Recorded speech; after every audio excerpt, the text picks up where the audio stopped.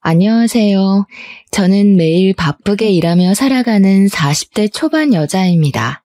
어디선가 인연이 아닌 것에 온 마음을 다해도 돌아오는 건 없으니 쉽게 인연을 맺지 말라는 글을 본 적이 있어요.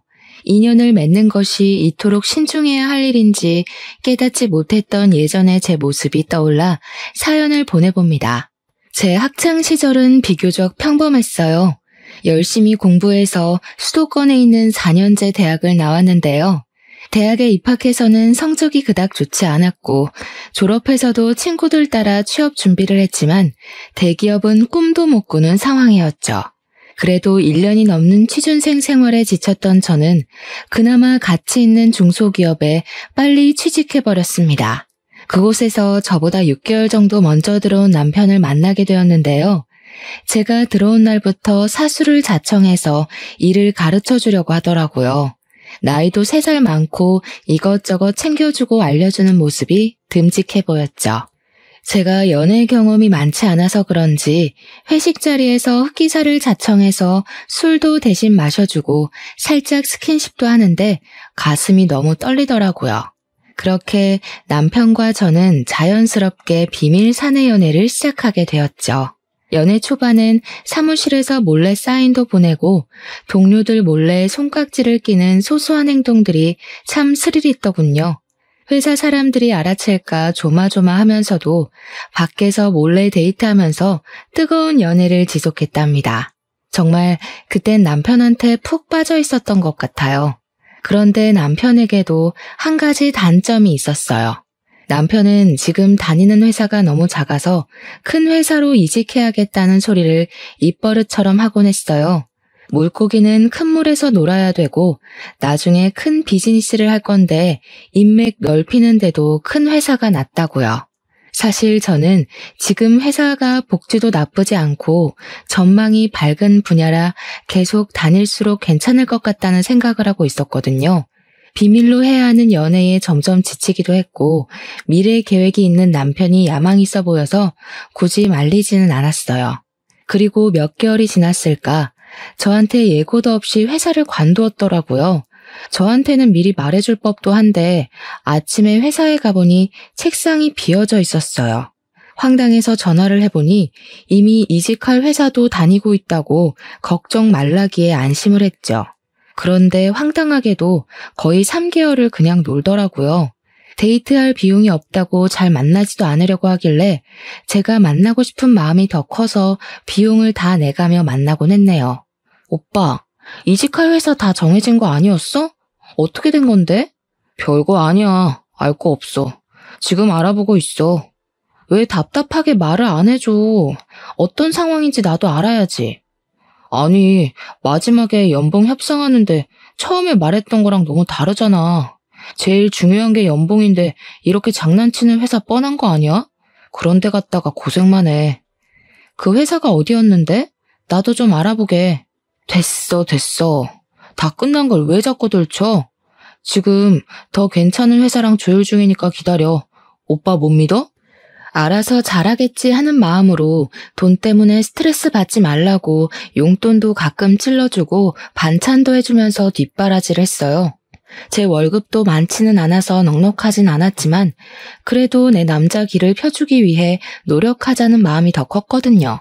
사실 제가 중학생 때부터 아버지가 공장을 운영하고 계셔서 금전적으로는 부족한 것 없이 자라왔어요.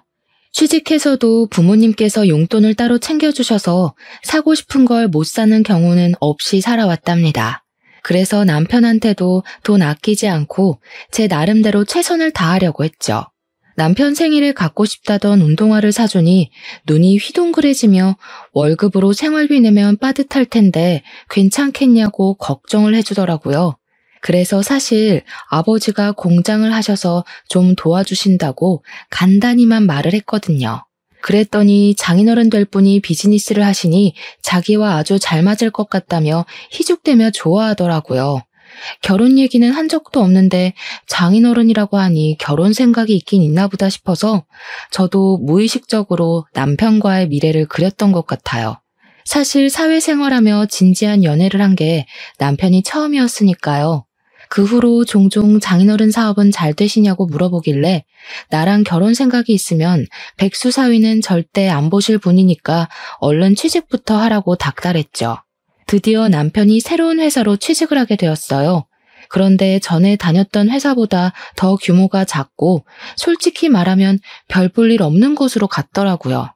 실망한 제 표정을 봤는지 오히려 큰 소리를 치는 거 있죠. 내가 그 회사 상무랑 인연이 있어. 그래서 전 회사보다 훨씬 좋은 조건을 제시해 주셔서 가기로 한 거야.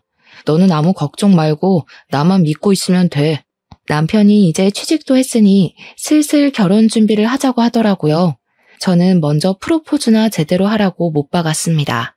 어떻게 하려나 은근히 기다리고 있었는데 어느 날 너무 티나게 프로포즈 분위기의 레스토랑으로 데려가더라고요.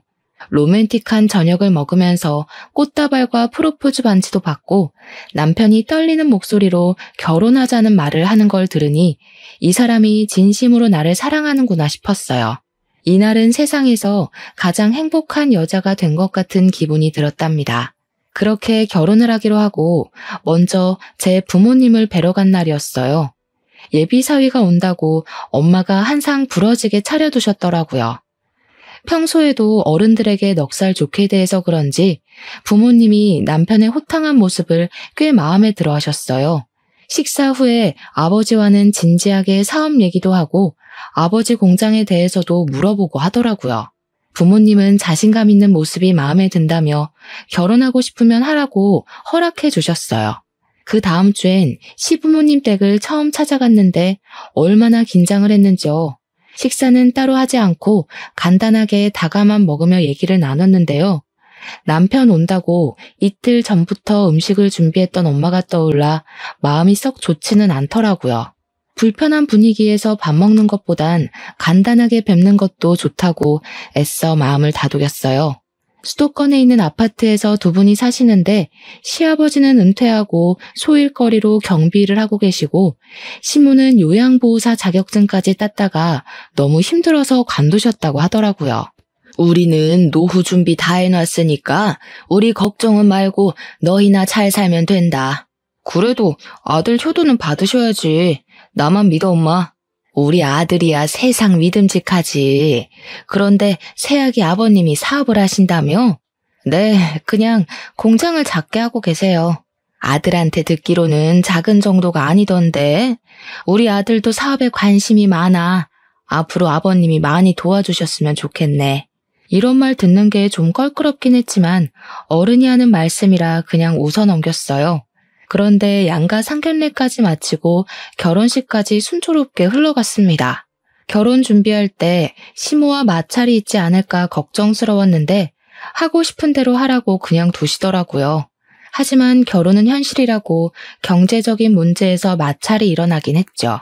남편과 서로 재산 공개를 제대로 하지 않았는데 막상 갖고 있는 돈을 보니 실망스러웠어요. 회사 생활을 한 거에 비해서 모은 돈이 많지 않더라고요. 저도 많이 모으지는 못했지만 부모님께서 도와주신다고 하신 상태였고요. 시댁은 우리 쪽이 더 여유가 있으니 반반 결혼으로 진행하는 게 어떠냐고 하시더라고요. 저는 부모님이 어떻게 받아들이실지 고민하다가 힘들게 말씀드렸는데 아버지께선 아직 젊으니 그럴 수 있다며 자신이 그냥 지불해줄 수도 있지만 사돈의 말처럼 반씩 부담하자고 하셨죠. 그렇게 우리는 남편 회사 근처 아파트로 전세를 구해 들어가게 되었어요. 반반씩 내서 전셋집을 구했는데 집을 채울 가구를 보러 가자고 하면 자꾸 바쁘다면서 약속을 미루는 거 아니겠어요? 결국 이사날은 다가오고 들어가서 살긴 해야 하니까 제가 비싼 가전과 가구 대부분을 채워 넣었어요.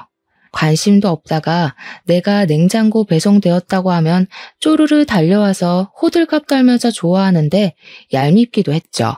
지금은 이렇게 시작하지만 미래에 큰일을 할 사람이니까 내가 양보하면 된다는 마음으로 좋게 좋게 넘어가려고 애썼어요. 그렇게 1년은 꿀 떨어지는 신혼답게 행복하게 지냈던 것 같아요. 시댁도 별로 터치를 안 하고 찾아가는 일도 많지 않았어요.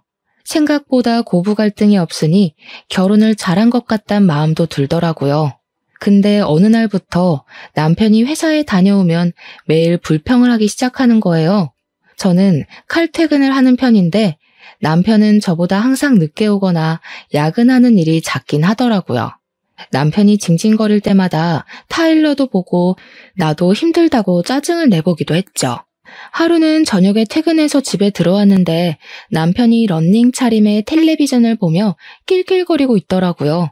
여자의 촉이 무섭다고 그런 남편을 보자마자 뒷골이 쫙 당기면서 찌릿했죠. 회사가 무슨 장난이야? 무슨 회사를 2년을 못 채우고 간도. 내가 할 일도 아닌 걸 떠맡아서 맨날 야근해야 되는데 그런 데를 계속 다니냐? 그러다 나 병 생기면 네가 병수발 다 하고 네가 혼자 돈 벌어오고 다 책임질 거야? 그걸 지금 말이라고 해? 어차피 당신 일 안 하면 내가 생활비 다 대야 되는데 뭐가 달라? 야, 걱정 마. 훨씬 괜찮은 데로 바로 이직할 거야. 나 못 믿어? 점점 남편을 믿을 수가 없게 되고 저도 지쳐갔어요.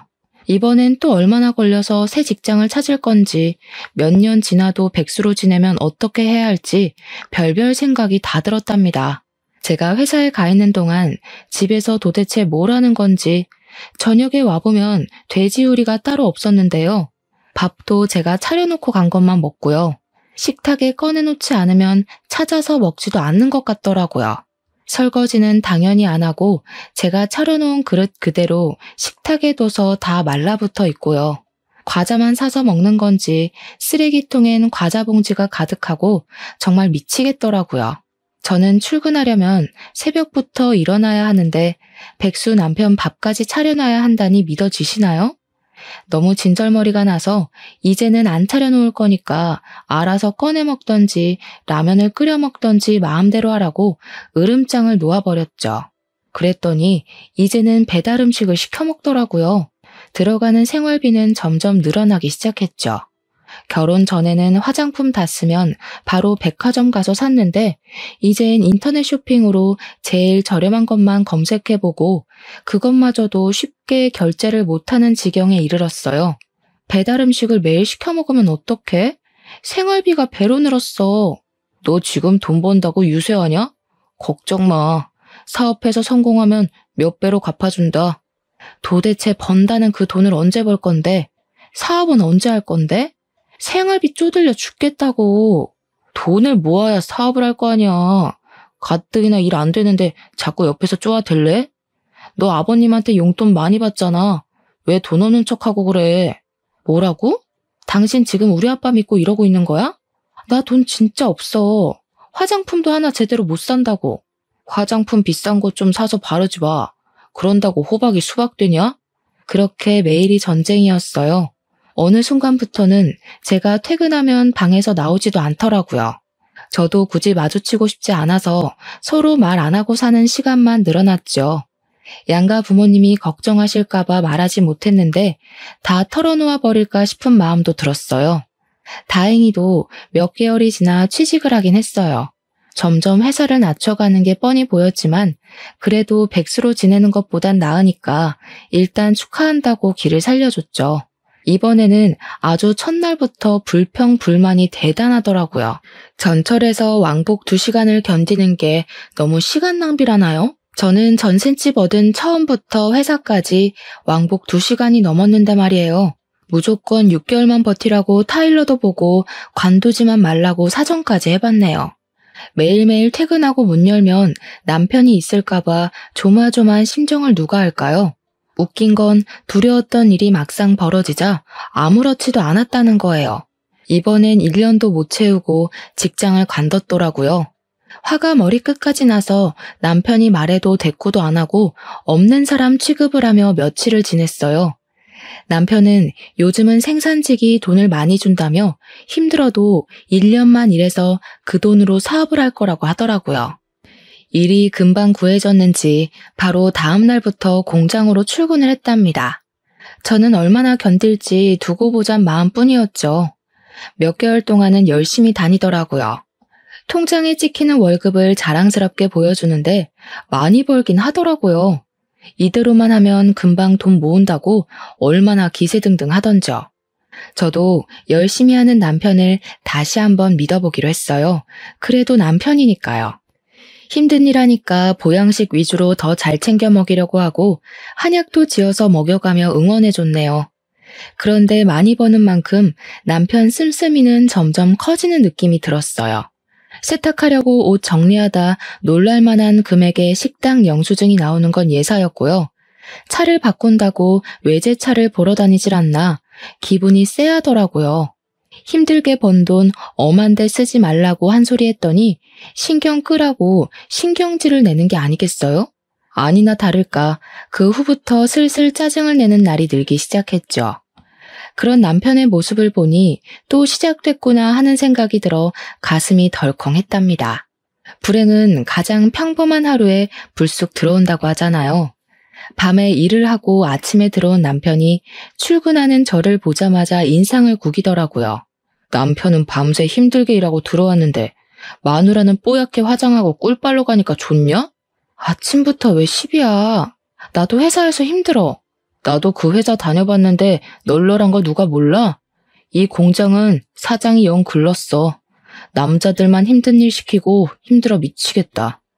회사가 커져서 할 일도 엄청 많이 늘었어. 널널하긴 뭐가 널널해. 그래, 너네 회사 커져서 좋겠다. 여자들이란... 여기서 여자들이란 말이 왜 또 나오는데?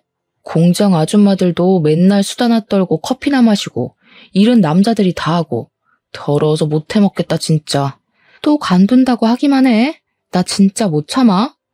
못 참으면 어쩔 건데. 나 지금 때려치고 나오는 길인데 어쩔래? 아침부터 시비를 걸더니 적반하장으로 나오는 남편을 보니 기가 막히더라고요. 아, 관뒀다는 말을 하려고 그랬구나 하는 생각이 들자 어찌나 사람이 교활하게 느껴지던지요. 다시 한번 말해봐. 진짜 그만뒀어? 그래. 사장 새끼가 역 같아서 내가 면전에다 침 뱉어주고 때려쳤다. 이래서 공장하는 새끼들이 무식하다고 하는 거야. 뭐라고? 우리 아빠도 공장 사장이야. 입 조심해. 제 목소리가 싸늘하게 바뀐 걸 알아차렸는지 남편이 저를 바라보다가 입을 다물더라고요. 그리고는 욕짓거리를 하며 문을 박차고 나가버렸습니다. 남편은 이틀이 지나도 집에 들어오지 않았죠.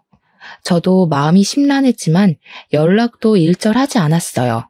집을 청소하다가 남편의 지난 월급 명세서를 봤는데 공장 이름이 눈에 띄더라고요.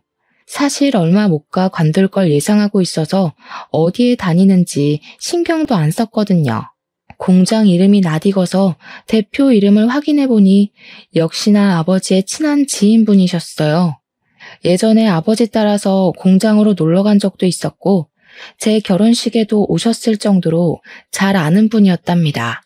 저는 무슨 일이 있었는지 한번 알아보려고 공장 사무실로 전화를 걸어봤는데 바로 저를 기억하시더라고요. 영주가 무슨 일로 전화했어? 잘 지내지? 아버지한테 무슨 일이 있니? 아니요, 부모님 건강히 잘 지내세요. 제가 여쭤보고 싶은 게 있어서요. 최근에 공장에서 일하다가 관둔 최민우 사원에 대해서 여쭤보고 싶은 게 있어서요. 그 후레 자식을 네가 어떻게 알아? 아주 상대 못할 놈이야. 젊은 놈이 인생을 어찌 그리 뻔뻔하게 사는지. 잠깐, 최민우 네 신랑이냐? 결혼식까지 갔는데 완전 딴판이라 못 알아봤구만. 이어지는 사장님 말에 저는 낯이 너무 뜨겁고 부끄러워 한마디도 하지 못했어요. 남편은 일도 열심히 안 하고 매번 노닥거린다고 아줌마들이 욕하기 일쑤였다는데요. 심지어는 그 아줌마들한테 매일 치근덕거렸다고 해요. 어쩌다 새로운 아줌마가 들어오면 일을 가르쳐준다는 핑계로 하루 종일 옆에서 붙어 있고요. 시키는 일도 제대로 안 해서 잘라야 할지 말지 고민하고 있던 차에 아줌마들이 단체로 남편이 자꾸 쓸데없는 접촉을 해서 불쾌하다며 항의를 했다네요. 그래서 한 소리 했더니 자기 장인이 더 큰 공장 한다면서 이딴 데 바로 때려친다고 나가버렸다는군요. 아저씨, 제가 대신 사과드릴게요. 정말 죄송해요. 저 염치 없지만 아버지한테는 말씀하지 말아주세요. 괜히 걱정만 하실 것 같아요. 나중에 정리되면 제가 말씀드릴게요. 네가 그렇게 해달라니 말은 안 하겠지만 사실 너를 생각하면 당장 너희 아버지한테 말해서 너 집에 데려가라고 말하고 싶다. 아주 글러먹은 놈이야. 지금 네 상황은 잘 모르겠지만 아직 안 늦었으니 잘 생각해봐라.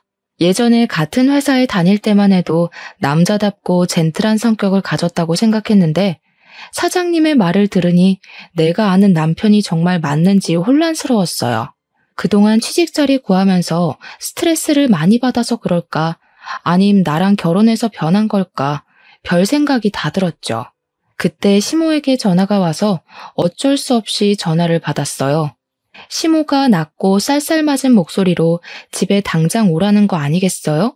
저도 이참에 여지껏 있었던 일들 다 털어놓고 해결할 작정으로 시댁으로 찾아갔답니다.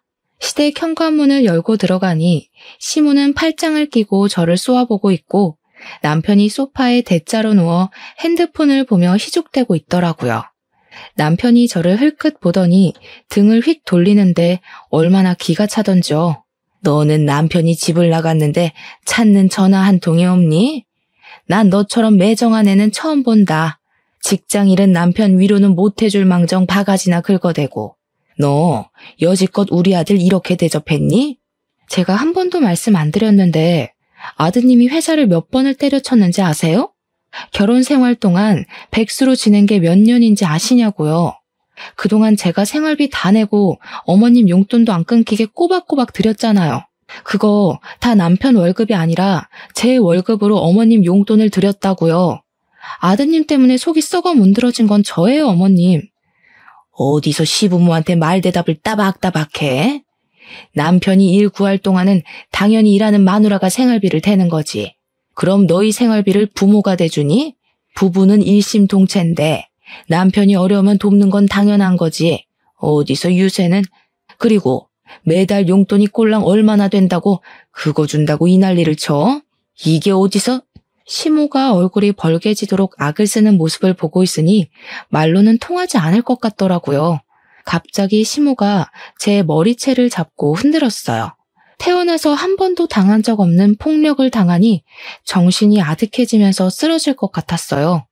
내가 지금까지 너를 너무 풀어줬지? 그러니까 이 요망한 게 시험이 무서운 걸 모르고 바락바락 대들고 남편을 쥐잡듯이 잡아? 니까짓 게 뭔데 우리 아들 기를 죽여? 앞으로 큰일 할 인물이 너 때문에 길을 못 펴고 있는 거야. 이 죽일란. 내가 오늘 너 죽이고 우리 아들 살릴란다. 더 충격적인 건 머리가 잡힌 채 이리저리 휘둘리는 저를 도와주지도 않고 고소하다는 듯한 눈빛으로 보는 남편이었죠. 순간 이 남자와 이어진 모든 끈이 후두둑 끊어지는 기분이 들었어요. 우리 아들이 생각해놓은 사업이 있다니까 너도 일 관두고 남편 도와서 같이 해. 너희 아버지한테도 돈도 좀 해달라고 하고. 사돈이 사업한다고 해서 덕 좀 볼까 했더니 지금껏 뭐 받아먹은 게 있어야지. 돈을 모아서 다 지 새끼한테만 쓰는 건지 원. 제가 왜 일을 관둬요? 저는 누구처럼 까딱하면 일 때려치는 짓 안 해요. 우리 아버지 도움은 생각도 하지 마시고요. 저 인간이 뭘 하든 저는 손가락 하나도 걸치기 싫으니까 어머니나 많이 도우세요. 오늘 저한테 한 일 후회하실 거예요. 저는 산발이 된 머리를 추스리고 시모와 남편을 한 번씩 노려본 뒤에 시댁을 나와버렸어요. 남편과 시모의 본 모습을 직접 맞닥뜨리고 나니 이런 꼴을 당한 제 처지가 너무 서글퍼 눈물이 하염없이 났죠.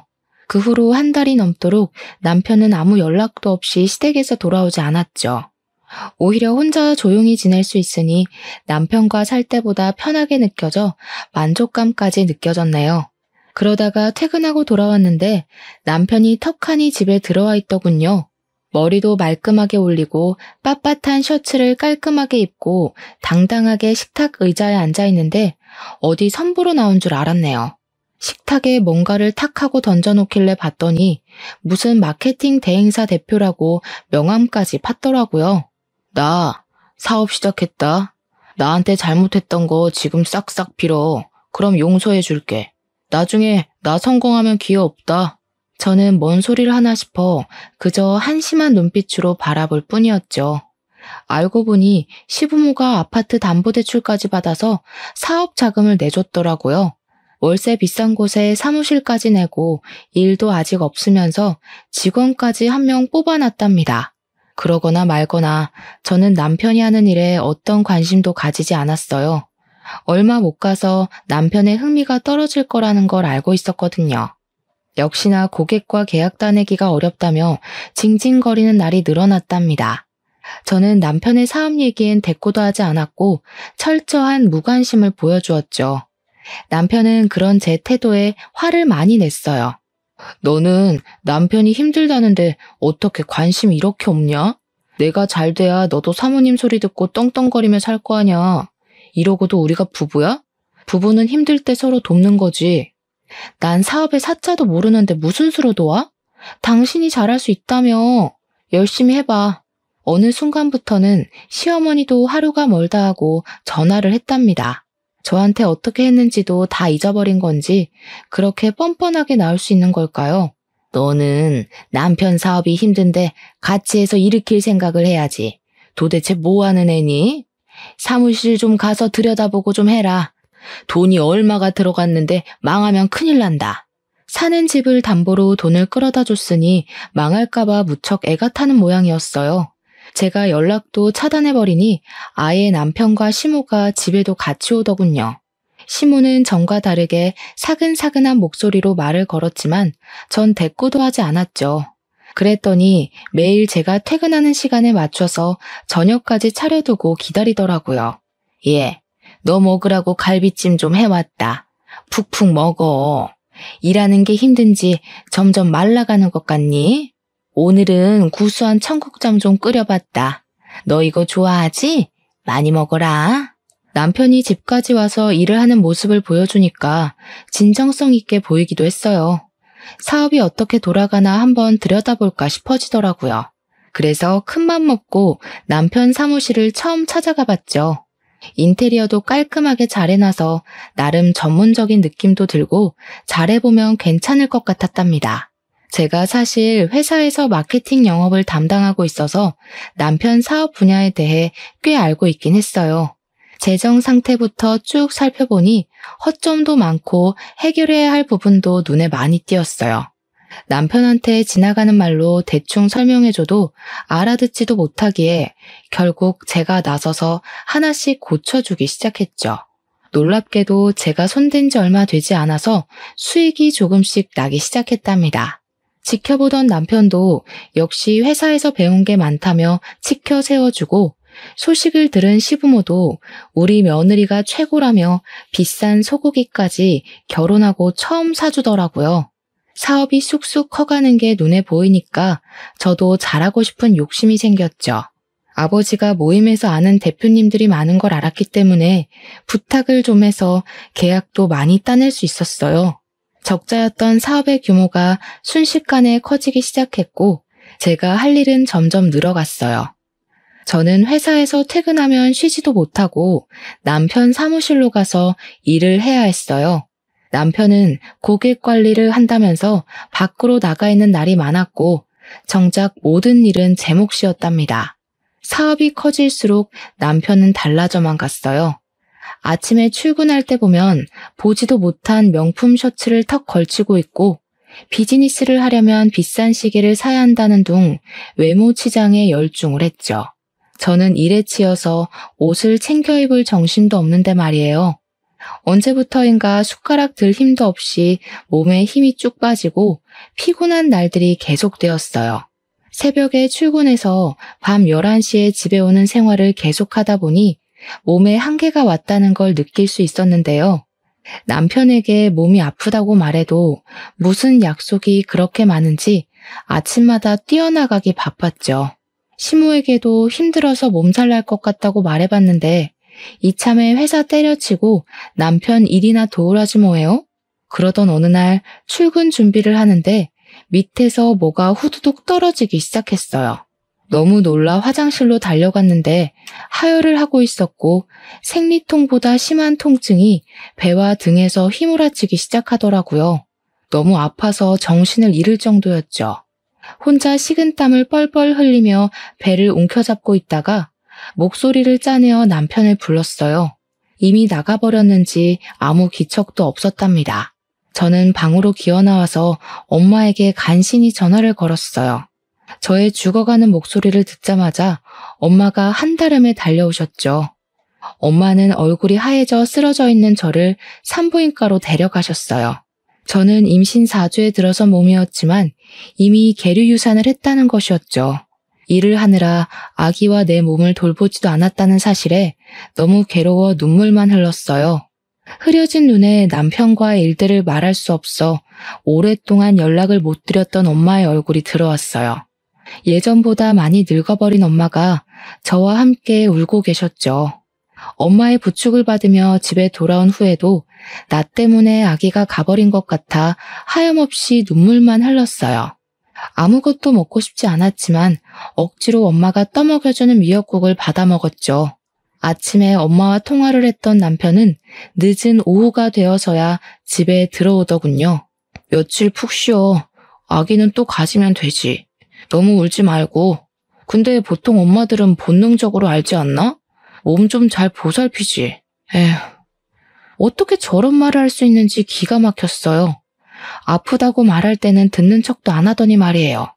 옆에 계신 엄마에게 민망해서 슬쩍 바라보니 기가 막히셨는지 눈을 동그랗게 뜨고 남편을 바라보고 계시더라고요. 더 황당한 건 매일같이 전화해서 오늘은 사업이 어땠냐고 물어보던 시모가 유산 후엔 전화 한 통도 하지 않았다는 거였죠. 남편도 제가 집에서 몸을 추스리는 동안 고객과 약속이 있다며 아침 일찍 나가기만 바빴어요. 나를 가족으로 생각하는 게 아니라 자기들 일 도와주는 하녀로 취급한다는 걸 뼈저리게 느끼게 되었죠. 다시 한번 남편을 도와 잘 살아보려는 제 진심을 이용하고 저를 다시 밟아버린 시댁과 남편에게 모든 정이 떨어져 버린 순간이었어요. 몸이 회복된 후에도 남편 사무실엔 발길을 뚝 끊어버렸어요. 아니나 다를까 남편이 옆에 와서 앓는 소리를 했지만 더 이상 기대도 실망도 하지 않기로 한 저에겐 통하지 않았죠. 시모의 전화도 받지 않자 그제야 몸은 괜찮냐며 메시지를 매일 남기는데 정말 지긋지긋하더라고요. 어느 날은 주말에 집에서 쉬고 있는데 남편이 갑자기 저를 일으켜 세우는 거예요. 우리 여행 간 지도 참 오래됐다. 그치? 당신 기분도 별론데 오늘 내가 제대로 대접할게. 가자. 남편은 뭐 하는 거냐고 소리를 치는 저를 거의 강제로 끌고 밖으로 나와 차에 태웠어요. 차를 둘러보니 시부모가 웃으며 앉아있는데 당했구나 싶어 소름이 끼치는 거 있죠? 사람을 강제로 끌고 가면서 뭐가 좋은지 호호하하 웃으며 말을 거는데 진짜 미쳤나 싶더라고요. 도착한 곳은 강원도에 있는 펜션이었어요. 날씨가 참 좋네. 오늘 우리 신선한 공기도 마셔가며 푹 쉬다 가자 아가야. 내가 당신 옷부터 시작해서 바베큐 할 것까지 싹 준비해왔으니까 당신은 즐기기만 하면 돼. 알았지? 자, 들어가자.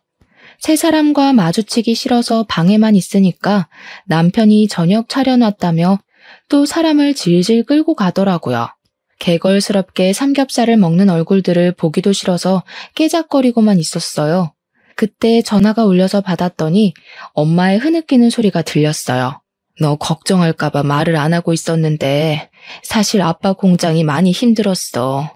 근데 오늘 부도 처리가 났어. 이제 어떡하니? 저는 눈앞이 깜깜해져 아무 말도 하지 못했어요. 벌떡 일어나서 남편 옷을 잡아 끌었죠. 지금 당장 우리 집에 가야 돼. 빨리 일어나. 아빠 회사가 부도가 났대.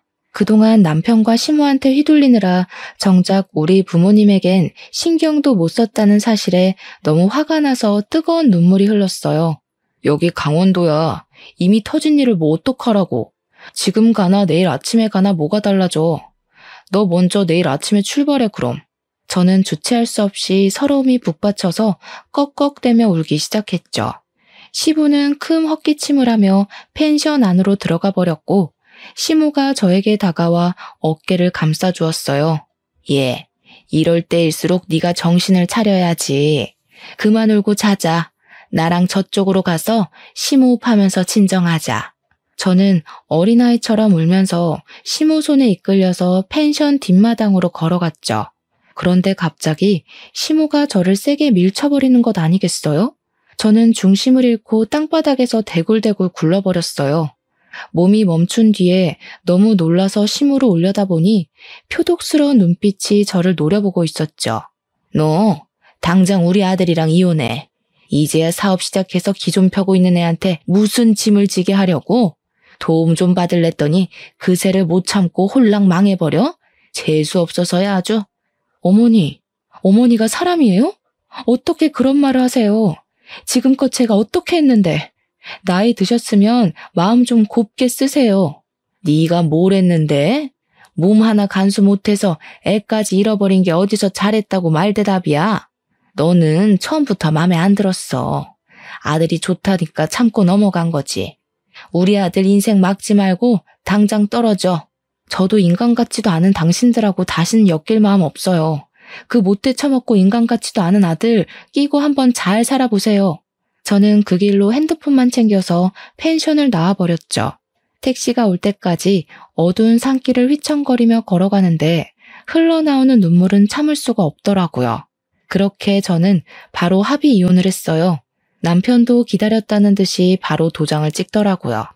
마지막으로 법원에서 만났을 때 몸에서 언뜻 여자 향수 냄새까지 풍기길래 사업한다고 바쁘게 나다닐 동안 무슨 짓을 하고 다녔는지 직감적으로 알 수 있었죠. 이미 다 끝난 마당에 다시는 말도 섞고 싶지 않아 그냥 보내줘 버렸죠. 그 후로 저는 부모님과 함께 살며 아주 바쁜 시간을 보냈답니다. 공장의 채무 문제를 비롯한 수습을 도맡아 하고 시댁과 쇠약해지신 부모님을 다시 기운 차리게 하려고 많은 노력을 했어요. 감사하게도 부모님도 많이 안정되시고 저도 가장에서 진급해서 다시 평범하고도 평화로운 일상을 살아갈 수 있게 되었답니다. 그러다가 우리 가족의 생활을 확 바꿀 만한 일이 생기게 되었어요. 어느 날 어떤 남자가 부모님과 함께 집에서 차를 마시고 있더라고요. 얼마 전에 아버지가 밤늦게 길에서 뺑소니 당한 것 같은 할아버지를 구해서 병원까지 모시고 간 일이 있었거든요.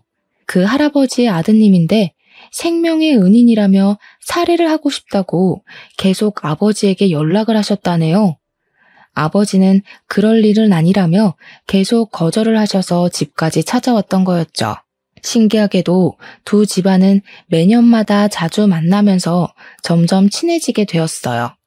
사고를 당했던 분도 건강하게 퇴원하셔서 아버지와 자주 만나서 산행도 하시는 것 같더라고요.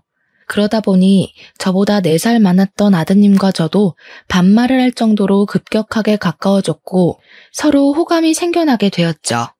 전 남편 때문에 남자라면 지긋지긋했었는데 다정하고 책임감이 남다른 그의 모습에 더욱 끌렸던 것 같아요. 둘 다 한 번의 이혼의 아픔이 있어서 현 남친의 고백을 받았을 땐 망설이기도 했지만 다시 용기를 내어 시작해보기로 했죠. 어느 날 남자친구의 아버님께서 잘 아는 종합병원 1층에 카페가 계약이 끝났는데 우리 가족이 한번 해보면 어떻겠냐고 제안을 해주셨어요.